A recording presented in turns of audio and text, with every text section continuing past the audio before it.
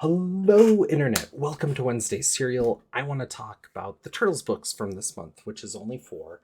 Um, First up is issue 142.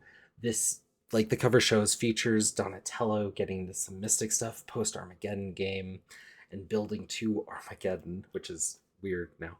But I really enjoyed it. It played on this idea of the turtles fraying and has them coming together. And it's interesting to see that Venus is going to be coming into the story proper. She was introduced earlier in the series, but is now actually coming and meeting other characters, and the villain that kind of created her is also going to be who they're fighting. And I'm really excited because this is back to kind of Sophie Campbell's idea of where it was headed, very based in Mutant Town. But we have some action, we have some intrigue, the relationships built through the Mutant Town era of it all. A lot of that's coming to fruition and being a little more dramatic and up. It's a more typical raised stakes comics, I guess, which I know in some ways I've been talking against, but here it feels at the right level. And I've been looking more at the Turtles community and seeing that the Mutant Town era, rather, of IDW is considered generally the softest spot, understandably so. Um, and that did turn a lot of people off, but I really feel like at this point, it's holding up. Um, the art is a little weird for me. Um, it's fine, obviously, but there's some details, especially around the turtles' masks, that I don't know, but it's good. It's holding up. It's moving forward. I'm excited for where it's going next. Um, Turtles Splintered Fate is a weird comic that took me for a ride. I didn't really know what this was, and so you'll see it's the main four, and then there's Shredder, very Turtles typical. And I was confused. I'm like, "There's no Jenica on the cover. What's going on?" And there's like Splinter and the Shredder. I was like, "What? What is? Where are we here? What is this?" It's a tie-in for an iOS only video game coming out for the Turtles, and kind of explaining the story of what's supposed to be happening with what's probably just going to be a mindless kind of bad action game. Um, I didn't know that. I got taken for a ride. You don't have to. Definitely the stinker of the month. Uh, then there is The Last Ronin. I believe this is the final issue of this Lost Years thing because we're pretty well queued up for Last Ronin proper at this point, as this was a prequel. We do get a final scene with the new four turtles, and I believe as the Last Ronin uh, moniker continues, it's going to be mostly those characters. But they say the Last Ronin will return at the end of this, but Mikey's dead. So I don't know. I don't know where they're going with that. Oh, so far, these books have been, for me, more enjoyable than where the Last Ronin began. Um, so I don't know. I'm enjoying it.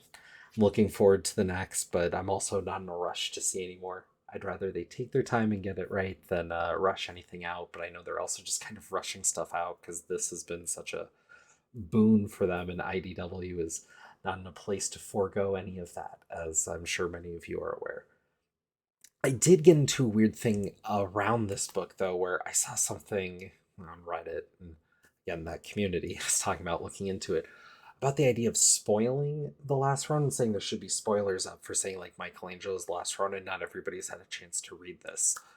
And I thought that was odd because the first issue, which introduces that flat out, was years ago at this point. Um, and for me, I had a comparison point of I just saw the new Spider-Man Across the Spider-Verse movie, and I didn't want that movie spoiled for me, but it was spoiled to here and back. Um, and I just got a chance to see it because it just came to digital, and that was kind of my marker. And so a lot of people argue, if you didn't want it spoiled, you need to go see it in the theater in the first week or two. And I think that's a little much, but I also feel like after something comes out is relatively available, been on a sale or something, especially if people are interested, they're going to pick it up. If they don't, it might get spoiled, and I don't know. I mean, I don't know where that line is necessarily anymore. I feel like through the pandemic, my standards for that kind of changed.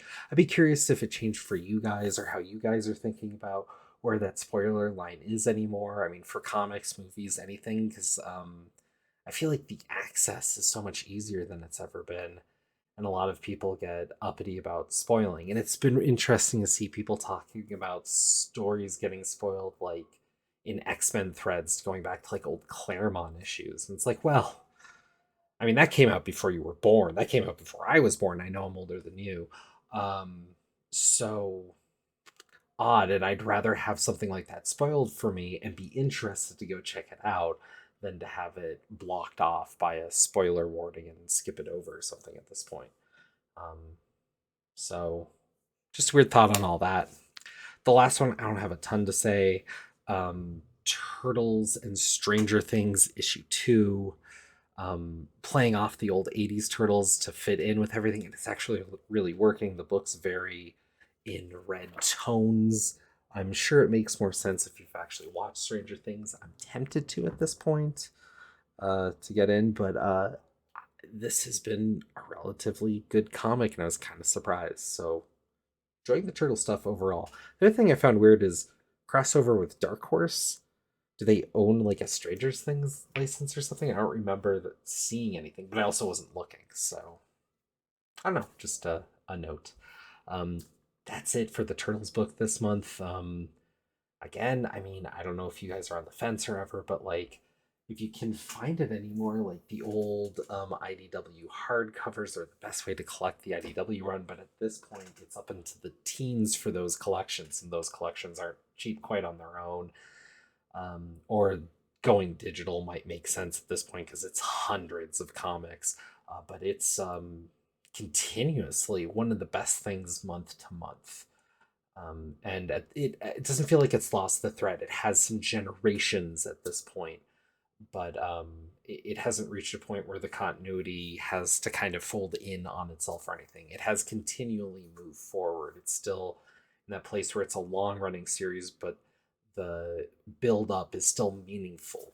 So there is a softer spot, but I really think it's great. And there's a bunch of side stuff with Turtles too to dig in on, which is just it's fun. So that's all. Cheers. Keep reading.